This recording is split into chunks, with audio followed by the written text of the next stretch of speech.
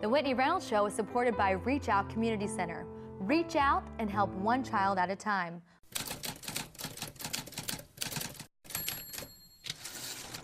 The boogeyman is real, and he lives on the net. He lived in my computer, and he lives in yours. Hi, I'm Whitney Reynolds, and today's topic is online predators. What exactly is that, and what do you need to keep an eye out for? We are learning this all through one person's courageous story.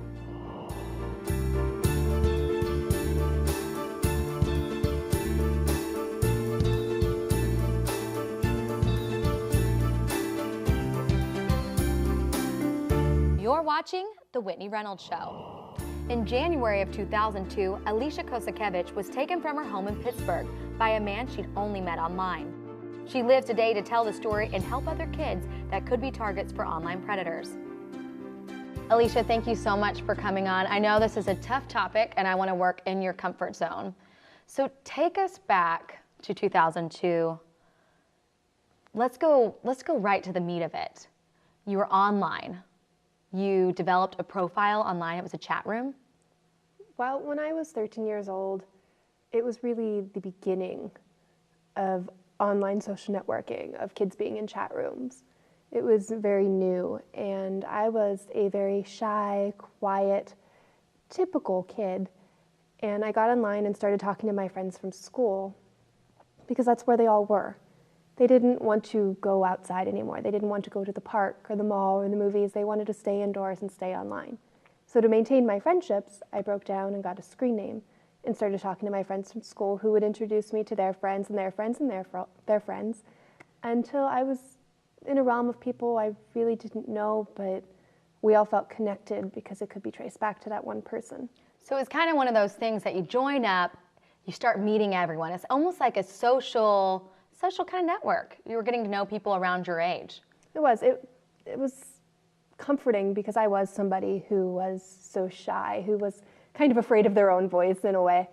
And to be able to type what I wanted to say instead of having to say it out loud was a very comforting thing. And also another great area is the fact that the kids who were the popular kids or the kids who weren't the popular kids, everybody was able to get along together.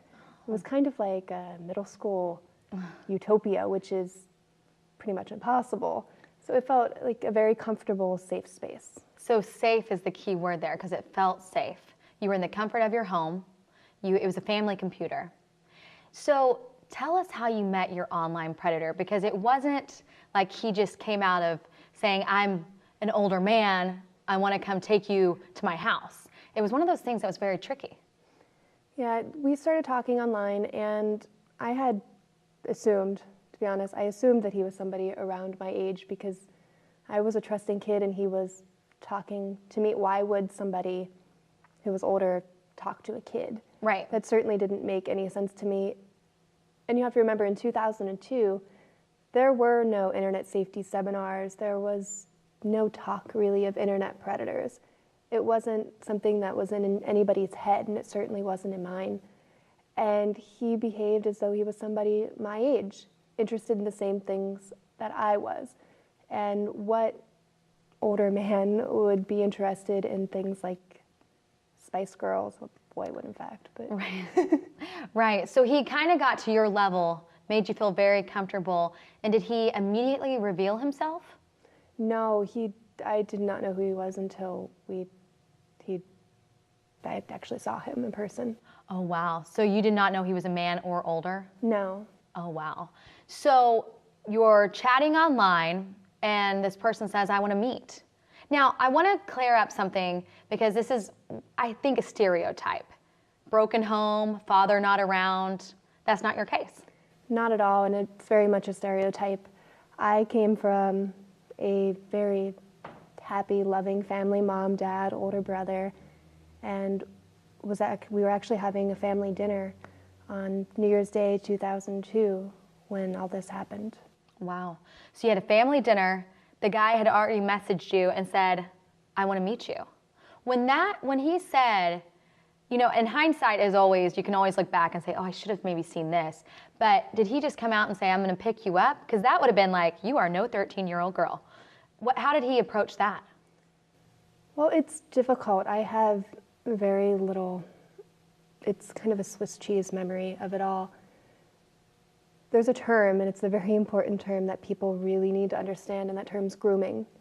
And that's how this all happened. That is what he did to me. And through the process of grooming, he held me captive long before he ever had his hands on me. And it's something that's so simple. It's really just being a child's friend, making them feel beautiful and special and important and unique, and telling them what they want to hear instead of what they need to hear. Their parents tell them what they need to hear. Their teachers tell them what they need to hear. Sometimes their friends tell them what they need to hear. And to have somebody who's there all the time and who's always on your side, it's very comforting. Right. And it seems like that's what a friend is. If I said define a friend, that may be the very words that you would use. And through this process, he separated me from myself. Grooming can be likened to brainwashing, mind control. So a term that I guess we should look out for, what you're saying is grooming, is where they get you basically on their team as a best friend, where you kind of lose your own identity. Exactly. It's very much like brainwashing and taking you apart bit by bit and turning you into who this person wants you to be. Was there ever a moment in the talking to him online that you felt like, this is getting a little too weird? Not that I remember. Okay. So dinner, 2002, New Year's Day, how did you know that he was outside? He messaged you? Or was this like planned that you were going to go meet him? From what I remember is we were having a family meal and Mom was preparing the dessert. And I said that I had a stomach ache and that I was going to go upstairs to lay down. And I walked out my front door and I left it open just a little bit because I was planning on coming right back. And to show you how effective grooming is, I'm somebody who's scared of the dark. I hate the cold with a passion, and I never went outside alone after dark. Yet, New Year's Day 2002, coldest, darkest, iciest night, I walk out my front door and walk up the block just a bit. Wow. So you, all of a sudden he reveals himself. You see that he's an older man. Were you so far brainwashed at that time that it was, okay, let's go? Or did you immediately know something was wrong? I want to go home.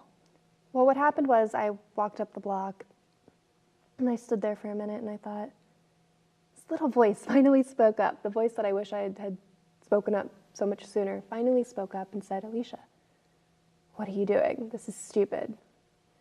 And I went to turn around and start walking back home. And then I heard my name being called. And next thing I knew, I was in a car and this man was squeezing my hand so tightly that I thought it was broken. And he was barking commands at me. Be good, be quiet, the trunk's cleaned out for you. Oh, that just gave me chill bumps just even, and you were 13 years old. I was 13. That is terrifying. That is one of those moments that we hope no one that we know or even ever experiences that. So you're in his car. Did it feel like the longest road trip of your life? Because you had no idea where you were going. And as a 13-year-old, hearing the trunks cleaned out for you, did you think death? Did you think he was just going to put you? That's the only thing I could think of was, I'd see the movies, that's what ends up in Right. the cars or in the trunks or the bodies. So you immediately had that fear of, wow, this could be my end. Yes, he's going to kill me. And he started to drive and drive and drive. And it was so long, and I kept looking out at the road signs trying to figure out where I was and figure out how to get home and thinking about my family and just being more terrified than you could ever put into words. Did any of your friends know you were going to meet this guy? No, my friends had no idea. So really no one knew, and I'm sure that was playing in your head as well. No one knows where I'm at. Exactly, this may very well be the end of me. So he takes you across state lines and you pull up to a home. Did he blindfold you at any point? It was just force with the hand, for what you can remember? I just remember it's strange because I can't remember a whole lot of what happened. I remember the sounds or the feelings associated with it, but not. So a little weird. But so you get to his house, and what happens from there? he took me down into the basement, down these winding, long, long stairs, and opened a door, and inside was what can best be described as a dungeon. And I had no idea what it was. It was just a really terrifying place, and it looked like there were things all over the wall that were meant to cause pain. And he propped me up on a table, and he told me that this is going to be hard for you. It's okay, cry. I don't even know what to say. I feel it for you right now. I feel like I'm in that moment, and I know, as I mentioned earlier, this is hard. When you were on the table and he said cry, could you even have a sense of emotion at that point? I remember thinking that if I cried, it was giving into what he wanted and playing into his game, but I still also really wanted to cry. You'd already had that feeling of, this is the end of me, so now I'm just gonna do whatever I can while I'm still here. Exactly, and I knew that he was going to kill me. And for those 4 days, I did whatever I had to do to survive, because I knew that. Did you beg for your life at any point? Did you say, don't touch me that way? Or were you afraid of what more he would do? I fought back once and ended up with a broken nose. So over the course of 4 days, he raped you, tortured you with the things on the wall. Did he feed you? He fed me the last day. It's amazing the questions that people will ask you after something like this happens. Very insensitive, very naive, just don't get it. Right. And one of the things that people would ask is that because he had fed me and then he left for work, people would say, oh, he left for work. Why didn't you scream? Why didn't you yell? Why didn't you try to jump out the window? Why didn't you do this? Why didn't you do that? And for me, I never really knew if he was gone or not. I didn't know if he was just standing right beyond the door, waiting to hear me scream or yell or cause a problem for him. And that's when I figured he would kill me. And before he fed me, he said, I'm beginning to like you too much. Tonight we're going to go for a ride. And that could only mean one thing to me. It meant that he was going to kill me. But that was also the day that I was rescued. What an incredible moment that must have been. It was. The FBI gave me a second chance at life. You know, you have quite the story, and you are able to live and tell it. Let's go ahead and talk about caution tips for everyone at home. A lot has changed since 2002. Like you mentioned earlier, there are awareness groups. But what are some things that you can definitely pass on to our viewers? Well, I feel one thing that's so important. One thing I do in my presentation is I show a photo of me sitting at a computer when I was 13 years old. And I show this to the kids, even though it is a terrible photo of me. I show it to the kids so they can look at it and go, oh, wait a minute, I'm just like her. And they all agree that if I came in and sat down in a room with them, that I would just be another face in the crowd. They wouldn't think that something truly terrible would happen to me just because I was just like them. Right. So your point with that is it can happen to anybody. It can, and if it can happen to me, it can happen to you, and it can happen to your children.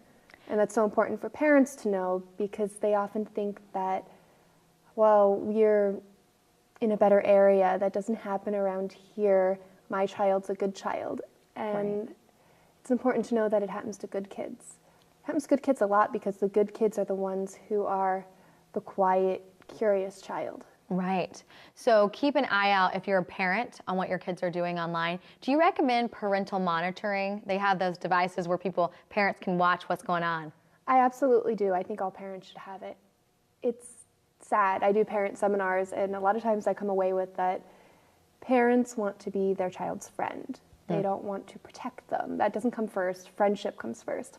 And first and foremost, you must keep your child safe. So yes, I do promote the monitoring software, and you don't have to look at it every day. I really suggest you don't look at it every day. There's things about your kids that you don't really need to know. But if your child does go missing, if they're being cyberbullied, if they're being blackmailed, if they're being sextorted, you have a blueprint of what happened and possible roadmap to where they are. When you were abducted, did it immediately come into your parents' mind that it was probably through someone online, or did they think you were taken somewhere in Pittsburgh? My parents had no idea. It's hard to even think about it because we were just having a family meal and poof, their daughter was gone. So how did they connect the dots that it was online?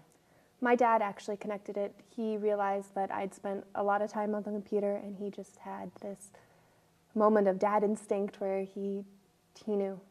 Part of the way you were saved is a guy actually spoke up that was friends with the guy that abducted you. And for people that maybe hear something, even if your child's not the one abducted, but even if it sounds like a crazy story, believe it and tell someone, because that's how ultimately they caught on that you were there. Exactly. He'd seen a video of me being abused by this man, and he contacted the FBI, and because of that, they were able to track him down and save my life. Hearing that story or seeing a video like that, you would almost think it was fake. And so if he wouldn't have said something, then who knows what would have happened. So if people hear something, they should definitely tell, even if it's a child. If you hear that something fishy is going on, go ahead and tell your parents. Exactly, and on social networking sites, we see that a lot where people will post something and we find out that it was just a hoax.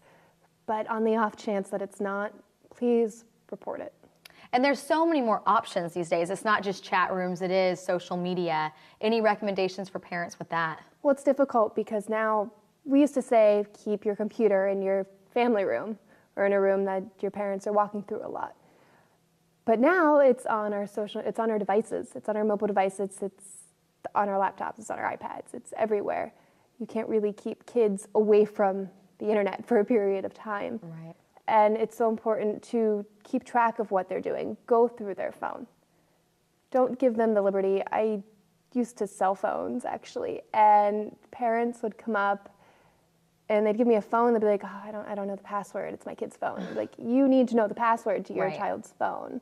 You need to really keep track of what your kids are doing. They're living in a world where sexting is normal. Oh, doesn't make it right. Right. But it's normal. They're living in a world where they're socialized to think that this is what you're supposed to do. Any additional tips that you would say that maybe we haven't covered? Speaking out, keep an eye on your kids. Social media, a certain age. Do you think there should be an age for kids when they can get online? I do. I think there should certainly be an age. I don't know quite what that age should be. Right. I think a lot of adults aren't even mature enough to be on it at this point. But the thing is that kids are going to be on it. There's no age limit. You don't have to send in your ID. There's nothing that's going to prevent them from being on it. So they're going to be on it. You need to teach them that there's bad things that can happen and that there are consequences. Things that might not be as on the extreme end of the spectrum as my story, but things that are just as life-threatening. I know when I was a little girl, stranger danger was the big thing. Don't wear anything with your name on it. And now I feel like as we're progressing, it is now this online movement where kids really need to be safe. And they're sharing so much information automatically. Another thing that kids need to be really careful about is what they choose as their screen name, their username, their handle, because it kind of puts a spotlight on you. If you say cute cheerleader 13, you may be a very cute cheerleader and you might be 13 and that's a perfectly innocent, cute screen name. But the problem is that it will put a spotlight on you for predators. Absolutely. Well, those are great tips. It's now time for your social sizzle. I'm here with Billy Deck at Underground. Thank you for coming on. Thank you for having me. Now, we're talking about a very serious issue today, online predators, and you are really a social media guru when it comes to promoting yourself and your businesses. Yeah. And the biggest thing is how to do it safely. How would you recommend to do that? Well, I always tell people that don't post anything that you wouldn't share in person. If you were at a party, if you wouldn't tell someone something or you wouldn't show them that picture, don't do it at all. The other thing is, these days, I'm starting to think you really have to make choices about what is personal and what's private. So how do you differentiate what's personal and private? Well, again, if you don't want to hold something out to the world, then you just shouldn't post it on social media. And just recently, you know, I had a baby 17 months ago. Congrats again. Thank you. The first year, of course, I was posting pictures like every minute of every day. And then what happened was followers were starting to say hi to him at grocery stores and take pictures with him and sort of grab him at the park and with his name and knowing his name sometimes he'd be with a nanny or his mom or myself, and it was really sort of shocking and frightening. So just as of 3 weeks ago, I stopped posting him going forward at all. Was there any certain thing besides those people that were coming up saying his name, or it just kind of was this aha moment? It was pure. It was purely the fact that I had no idea who they were. It was just the fact that they were strangers in person.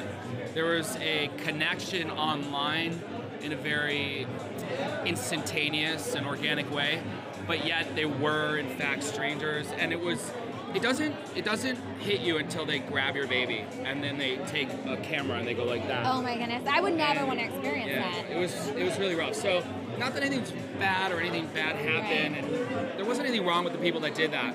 But I just know that that's where I was violating my own rule.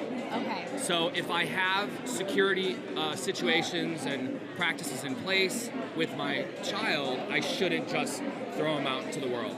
Do you ever recommend, I know for myself and maybe some others, I don't check into a place till I'm leaving. I don't either. Okay, so would you recommend that? So, yes. Because then people know where you are. I also don't want people to know when I'm not home or I'm home or, something about that. And I don't think it actually matters. I think if you enjoy your meal and then you say, I just enjoyed this meal, but you've moved on, that's okay. Right. Because I do want to give credit to the wonderful chefs and servers and people at these different venues, whether it's a clothing store or a food establishment. But sometimes doing it right then and there is, again, sort of opening up private situations to the public. Well, now it's time for our Chicago Central. This is where we normally take it to the streets of Chicago to have everyday people weigh in. Well, today we had people write in questions to Alicia since we have the expert right here with us. Thanks for staying with us today. Your story has really been touching. Thank you for having me on. So we broke down kind of what went on, and it was very, very tough to go through that. But now we have a few more questions that people want to know about. How long did it take you to recover? That's a difficult question because recovery is an ongoing process. I have kids often ask me, when did you get better? Like it was getting over a common cold, and it's not that way. I still have my dark days. Do you worry that your online predator will come back after he gets out of jail or prison? I'm asked that question a lot, and it's usually by kids because now they can identify the predator. They understand that, okay, here is somebody that we need to protect ourselves from. And I tell them that he's not that important. He's behind bars. He's being punished. Who we need to focus on, who I focus on, are all the other predators out there. Yes, you do. Now, I know the answer to this next question, but it's, do you get online today? You're very social. Yes, I do get online. I find that it's a great way to spread the word with Alicia's project and getting the word out there and being able to talk to kids and reach out to kids on a level that they can really understand. Yeah, you are definitely spreading the word. You do go in the schools as well and do a lot of education with the kids. And lastly, what is in your future? Ta-da! There was that was a fun question. That is a fun question. So, I mean, school-wise, you're going to school. I just started graduate school. I'm working on my forensic psychology degree at the Chicago School of Professional Psychology. Just started about in the 4th week, and midterms are happening all of a sudden, so I don't know where those came from quite. Getting used to Chicago, moved here about 4 months ago, and gotta say, I love the city. I fell in love with it while visiting it, and I'm really so happy to be here and really looking forward to sharing my message with Chicagoland, reaching out and talking to the kids in schools and talking to the parents and local law enforcement and really trying to get the message out there. Before I started speaking out, my dad sat me down and he said, Alicia, you might not know the difference that you make you may never know because it's preventative. It may not be a story like yours where it's all over the news. Are you okay with not feeling like a superhero? And I said absolutely, because it's always been about reaching the one child, the one family, the one person. Because to save a life is to change the world. Thank you, Mr. Chairman. Hello, thank you for inviting me to speak today. My name is Alicia Kozakevich. A Pittsburgh resident, I am 19 years old and a sophomore in college. And for the benefit of those of you who don't remember those headlines, I am that 13-year-old girl who was lured by an internet predator, transported across state lines to Virginia, in fact, not so very far from here, and enslaved by a sadistic pedophile monster.